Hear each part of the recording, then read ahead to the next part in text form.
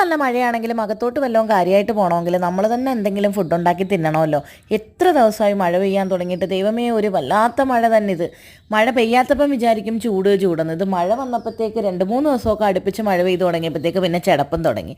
മഴ തുടങ്ങി കഴിഞ്ഞാൽ പിന്നെ എല്ലാവർക്കും വരുന്നൊരു സംഭവമാണ് മടി. എനിക്കാണെങ്കിൽ പിന്നെ എക്സ്ട്രീമാണ് അതൊക്കെ. പിന്നെ കൂട്ടത്തിലാണെങ്കിലോ ഒടുക്കലില്ലാത്ത കുറേ ഫുഡ് ക്രേവിങ്സും ഉണ്ടാവും.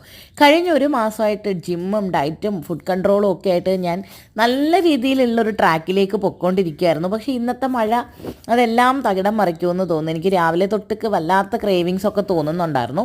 അങ്ങനെ ഇന്നലെ കുറച്ച് ബീഫ് വാങ്ങിച്ചിട്ടുണ്ടായിരുന്നു. അതൊന്ന് കുറച്ച് എടുത്തിട്ട് ഒരു ബീഫ് കറിയും കൂട്ടത്തിൽ കുറച്ച് ചീനിയും ഒക്കെ കറി വെക്കാമെന്ന് വിചാരിച്ചു. പിന്നെ എൻ്റെ ഒരു മനസ്സമാധാനത്തിന് സൈഡിലെത്തിയത് തോരനും കൂടി ഇരുന്നോട്ടെന്ന് വിചാരിച്ചു. അപ്പോൾ അങ്ങനെ ഉച്ചയൊക്കെ ആയപ്പോഴത്തേക്ക് ഞാൻ കുറച്ച് ചീനിയും ബീഫും ഒക്കെ കഴിച്ചു. എൻ്റെ ഇന്നത്തെ ലഞ്ച് ഇതാണ്. അപ്പോൾ അത്രയേ ഉള്ളൂ. അടുത്തൊരു വീഡിയോ ആയിട്ട് കാണുന്നവരെ ടാറ്റാ.